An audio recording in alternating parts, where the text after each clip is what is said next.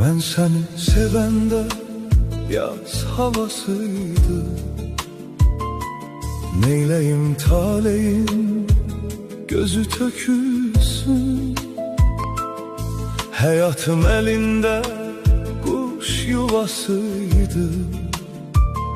Kur'an özün oldum, uçurdan özün.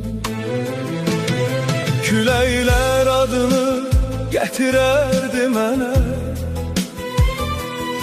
çiçekler açardı bakışlarında.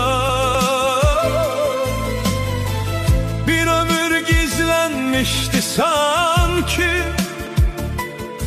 senin o gülüşlerinin ardında.